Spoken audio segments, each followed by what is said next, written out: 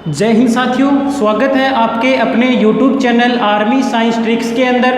तो एक बार फिर चलते हैं उन प्रश्नों की तरफ जो परीक्षा में बार बार पूछे जाते हैं। तो ये रहा पहला क्वेश्चन आपकी स्क्रीन के ऊपर कि माइटोकॉन्ड्रिया की खोज किस वैज्ञानिक ने की थी। दोस्तों आपको ऑप्शन दे रखे हैं हेंकल, विलियम हार्वे, अल्टमैन, डी डुवे।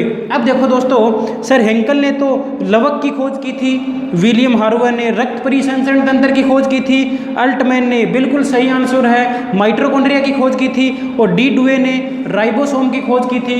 तो हमारा आंसर होगा अल्टमैन। अगले क्वेश्चन की बात करते हैं कि कोशिका में प्रोटीन का संश्लेषण कहाँ होता है। अब देखो दोस्तों, ऑप्शन दे रखे हैं लाइसोसोम, राइबोसोम, माइटोकॉन्ड्रिया और इनमें से कोई नहीं। अब देखो दोस्तों, लाइसोसोम को तो सर आत्मघाती थैली या सुसाइड बैग कहते हैं, राइबोसोम को प्रोटीन की फैक्ट्री कहते हैं, इसमें प्रोटीन का निर्माण होता है, ठीक बात है। अब देखो माइटोकॉन्ड्रिया होता है वो कोशिका का शक्ति ग्रह या पावर हाउस कहते हैं। तो हमें पूछा गया है कि कोशिका में प्रोटीन का संश्लेषण कहाँ होता है, तो राइबोसोम के अंदर होता है। अगले क्वेश्चन की बात करते हैं कि पादप कोशिकाओं का सबसे बाहरी आवरण होता है। अब देखो दोस्तों, ऑप्शन दे रखे हैं कोशिका भित्ति, कोशिका झिल्ली, अंतःपरद्रवी जालिका और टोनोप्लास्ट। अब देखो दोस्तों, कोशिका भित्ति होती है वो पादप कोशिका का बाहरी आवरण होता है।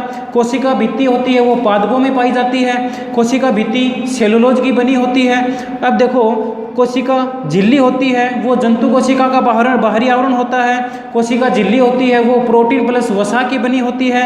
एक अंतःपरद्रवी जालिका और टोनोप्लास्ट। हमारा आंसर होगा कोशिका भित्ति। अगले क्वेश्चन की बात करते हैं कि कोशिका की आत्मघाती थैली किसे कहते हैं। अब देखो दोस्तों, ऑप्शन दे रखे हैं राइबोसोम, लाइसोसोम, माइटोकॉन्ड्रिया और गोल्जी काई। अब देखो, राइबोसोम को तो सर प्रोटीन की फैक्ट्री कहते हैं, इसमें प्रोटीन का निर्माण होता है। राइबोसोम की खोज डी डुवे ने की थी। लाइसोसोम को कोशिका का शक्ति ग्रह कहते हैं और इसे आत्मघाती थैली कहते हैं। माइटोकॉन्ड्रिया को माइटोकॉन्ड्रिया होती है वो कोशिका का शक्ति ग्रह पावर हाउस कहते हैं। गोल्जी काई होता है वो कोशिका का यातायात प्रबंधन होता है। गोल्जी काई की खोज करने वाला वैज्ञानिक था कैमिलो गोल्जी। तो हमारा आंसर होगा कि कोशिका की आत्मघाती थैली किसे कहते हैं, तो माइटोकॉन्ड्रिया को कहते हैं। अगले क्वेश्चन की बात करते हैं कि आधुनिक वनस्पति विज्ञान का जनक कौन है।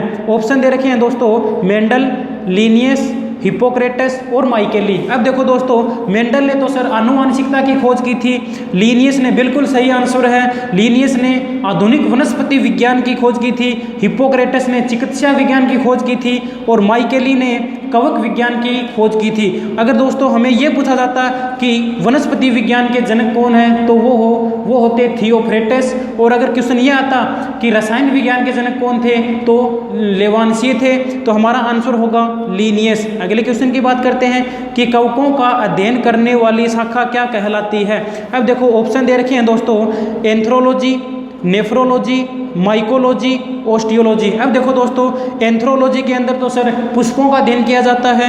नेफ्रोलॉजी के अंदर वर्कक का अध्ययन किया जाता है। माइकोलॉजी के अंदर बिल्कुल सही आंसर, आपने फिर से 2 लाख रुपए जीत लिए हैं। कौन बनेगा करोड़पति के अंदर। कवकों का अध्ययन करने वाली शाखा माइकोलॉजी कहलाती है। और ऑस्टियोलॉजी है दोस्तों, हड्डियों का अध्ययन करने वाली शाखा ऑस्टियोलॉजी कहलाती है। तो हमारा आंसर होगा माइकोलॉजी। अगले क्वेश्चन की बात करते हैं कि किस वैज्ञानिक ने उत्परिवर्तनवाद का सिद्धांत दिया था। आपको दोस्तों ऑप्शन दे रखे हैं हमें हुगो डीवरीज, हेंकल, रिच्टर, फादर साउरेज। अब देखो दोस्तों, क्या पूछा गया है कि उत्परिवर्तनवाद का जनक कौन है, तो है हुगो डीवरीज, बिल्कुल सही आंसर है। सर हेंकल तो पुनरावृत्ति का सिद्धांत दिया था, रिच्टर ने कॉस्मिक का सिद्धांत दिया था, फादर साउरेज ने तो विशिष्ट उत्परिवर्तनवाद का सिद्धांत दिया था। तो हमारा आंसर होगा हुगो डीवरीज। अगले क्वेश्चन की बात करते हैं कि मानव शरीर में पाचन का अधिकांश भाग किस अंग में संपन्न होता है। ऑप्शन दे रखे हैं दोस्तों मुख में, छोटी आंत में, यकृत में और पलीहा में। अब देखो दोस्तों, मुख में तो सर पाचन की क्रिया की शुरुआत होती है। छोटी आंत में बिल्कुल सही आंसर है कि मनुष्य का जो शरीर होता है उसमें अधिकांश भाग कहाँ होता है, छोटी आंत के अंदर होता है।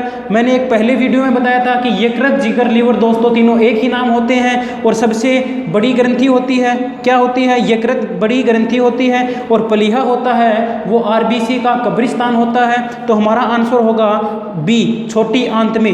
अगले क्वेश्चन की बात करते हैं कि मनुष्य के चेहरे में कुल अस्थियों की संख्या कितनी होती है। दोस्तों ऑप्शन दे रखे हैं आपको 22, 14, 2 और 33। अब देखो दोस्तों 22 तो सर खोपड़ी में अस्थियों की संख्या होती है। 14 बिल्कुल सही आंसर है, मनुष्य के चेहरों में अस्थियों की संख्या 14 होती है।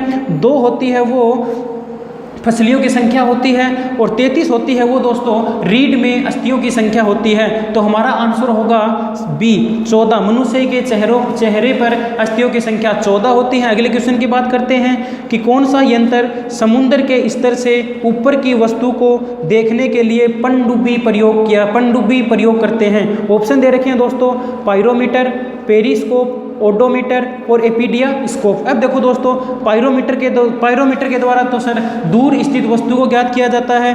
पेरिस्कोप के द्वारा, पनडुब्बी के द्वारा दूर की वस्तु देखने के लिए प्रयोग किया जाता है। बिल्कुल सही आंसर है पेरिस्कोप। और ओडोमीटर होता है वो वाहनों के द्वारा तय की गई दूरी होती है। तो हमारा आंसर होगा पेरिस्कोप, बी आंसर सही हो जाएगा। अगले क्वेश्चन की बात करते हैं कि निम्न में से प्रतिरोध का मात्रक होता है। दोस्तों ऑप्शन दे रखे हैं एम्पियर, कूलाम, हेनरी, ओम। अब देखो दोस्तों एम्पियर तो सर विद्युत धारा का मात्रक होता है, कूलाम होता है वो आवेश का मात्रक होता है, हेनरी होता है वो प्रेरकत्व का मात्रक होता है और प्रति ओम होता है वो प्रतिरोध का मात्रक होता है। बिल्कुल सही आंसर डी। तो हमारा आंसर होगा डी, ओम। क्या प्रतिरोध का मात्रक को क्या होता है, ओम होता है। अगले क्वेश्चन की बात करते हैं दोस्तों कि दूध के घनत्व को किसके द्वारा मापा जाता है। अब देखो दोस्तों लेक्टोमीटर, हाइड्रोमीटर, हाइग्रोमीटर, अल्टीमीटर, दोनों एक से सेम ऑप्शन दिख रहे हैं। तो एक तो है हाइड्रोमीटर और एक है हाइग्रोमीटर। अब देखो दोस्तों दूध के घनत्व को बिल्कुल सही आंसर है इलेक्ट्रोमीटर के द्वारा दूध का घनत्व मापा जाता है। हाइग्रोमीटर के द्वारा हाइड्रोमीटर के द्वारा दोस्तों अपेक्षिक घनत्व मापा जाता है और हाइग्रोमीटर के द्वारा वायुमंडल के अंदर आर्द्रता या नमी मापी जाती है और अल्टीमीटर के द्वारा दोस्तों विमानों की ऊंचाई मापी जाती है। किसके द्वारा, अल्टीमीटर के द्वारा। तो हमारा ऑप्शन होगा लेक्टोमीटर। अगले क्वेश्चन की बात करते हैं कि टीवी का आविष्कार किसने किया था। दोस्तों ऑप्शन दे रखे हैं टेलर एवं रेंग, जे.एल. ब्रेडियर, रोटजन और गैलीलियो। अब देखो दोस्तों टेलर एवं रेंग ने तो सर रडार का आविष्कार किया था और जे.एल. ब्रेडियर ने, बिल्कुल सही आंसर है, टीवी का आविष्कार करने वाला वैज्ञानिक था जे.एल. ब्रेडियर। बिल्कुल सही आंसर, बी आंसर सही हो जाएगा। रोटजन ने तो सर एक्सरे की खोज की थी और गैलीलियो ने टेलीस्कोप की खोज की थी। तो हमारा आंसर होगा जे.एल. ब्रेडियर, बी आंसर सही हो जाएगा। अगले क्वेश्चन की बात करते हैं कि निम्न में से कौन सुमेलित नहीं है। क्या पूछा गया है कि निम्न में से कौन सुमेलित नहीं है। ऑप्शन दे रखे हैं दोस्तों एनीमोमीटर, वायुयान की चाल, एमीटर के द्वारा विद्युत धारा मापी जाती है, टेक्योमीटर के द्वारा दाबांतर और पायरोमीटर के द्वारा उच्च ताप। अब देखो दोस्तों एनीमोमीटर वायुयान की चाल बिल्कुल सही आंसर है, एमीटर के द्वारा विद्युत धारा मापी जाती है, बिल्कुल सही आंसर है, टेक्योमीटर दाबांतर बिल्कुल गलत आंसर है। और हमें पूछा क्या गया है कि सुमेलित नहीं है, तो टेक्योमीटर दाबांतर बिल्कुल सुमेलित नहीं है। पायरोमीटर के द्वारा उच्च ताप मापा जाता है। तो हमारा आंसर होगा सी, टेक्योमीटर यानी दाबांतर। अगले क्वेश्चन की बात करते हैं कि टमाटर में कौन सा अम्ल पाया जाता है। दोस्तों ऑप्शन दे रखे हैं साइट्रिक अम्ल, ऑक्जेलिक अम्ल, लैक्टिक अम्ल और एसिटिक अम्ल। अब देखो दोस्तों सिट्रिक अम्ल तो खट्टे फलों में पाया जाता है, जैसे इमली है, नींबू है, उसके अंदर पाया जाता है। कौन सा अम्ल, सिट्रिक अम्ल। ऑक्जेलिक अम्ल बिल्कुल सही आंसर। आपने फिर से 2 लाख रुपए जीत लिए हैं। कौन बनेगा करोड़पति के अंदर। तो हमारा आंसर होगा टमाटर में ऑक्जेलिक अम्ल पाया जाता है, लैक्टिक अम्ल सर दूध में पाया जाता है और एसिटिक अम्ल सिरके में पाया जाता है। तो हमारा आंसर होगा ऑक्जेलिक अम्ल। दोस्तों मिलते हैं अगले वीडियो में नए अंदाज के साथ। हंसते रहिए, मुस्कुराते रहिए। जय हिंद, जय भारत।